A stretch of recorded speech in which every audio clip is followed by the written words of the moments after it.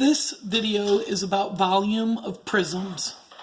Now, area, we just reviewed, and we reviewed area of a rectangle, which was length times width, and because there was two dimensions, it would be like inches times inches, so the answers would be inches squared.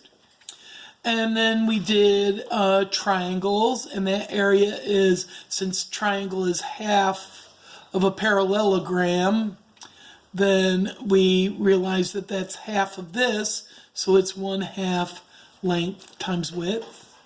And that's also would be squared units. And then we also did the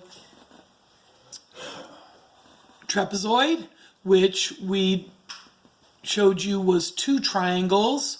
So a trapezoid, you use the area of a triangle, but instead of there being one base, because this is also 1/2 base times height, instead of one base, so let's change this one here to 1/2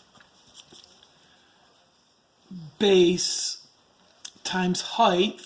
And so this is, there's two bases, so area equals 1/2, and then you have to add the two bases together and multiply it by the height. So area equals 1/2 base 1 plus base 2 times height. Now the bases are the two parallel lines, so this would be base 1, and this one right here would be base 2. Okay, so those were the area formulas. And we did earlier area of a circle, and we knew that that was pi r squared equals area. And pi is 3.14, and radius is this from the center to the circle. Okay, so now we're going to do volume of prisms. Now, there are different types of prisms, okay? But a prism basically has two bases that are parallel to each other, and so if on a plane, if these went on forever, they would not meet. So the bases are parallel to each other, and then the length between the bases is the height of the prism. So this right here could be the base, and this right here could be the base, and then the length that connects them is the height. Okay? Now, this was a rectangular prism. We also could possibly have a triangular prism. So the triangles are the bases, and then the distance between them is the height. So this is the base, and this is the height. Okay?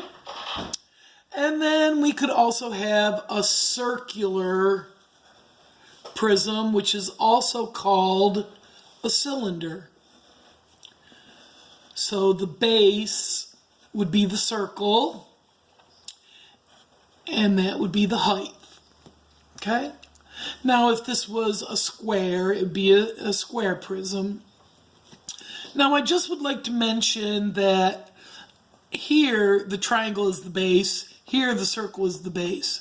Now, on this one here, although we said these were the base, technically the two sides could have been bases, or the top and the bottom could have been bases, because those are all parallel as well. Now, we may also have something like this, which is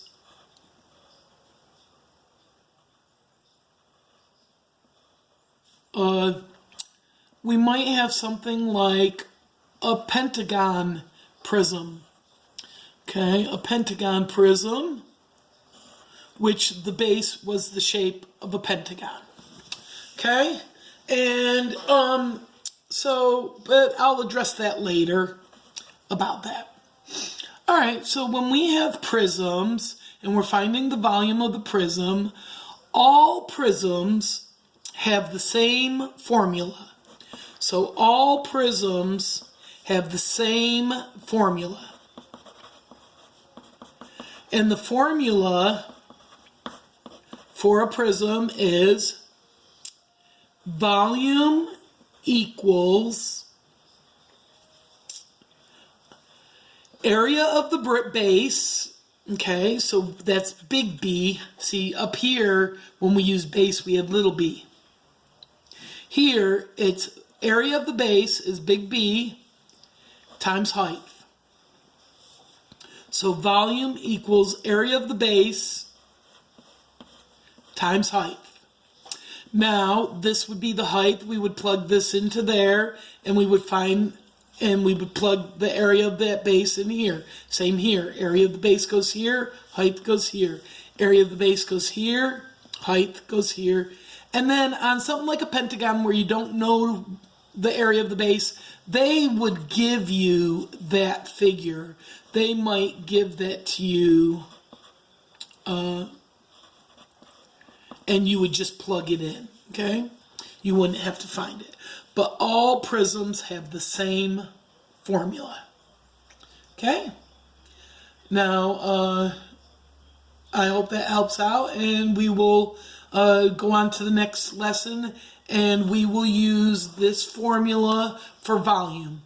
We always use area of the base times height for any prisms, and a prism has two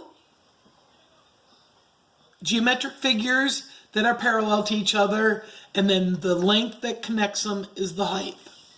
Hope this helps. Have a good day. Bye.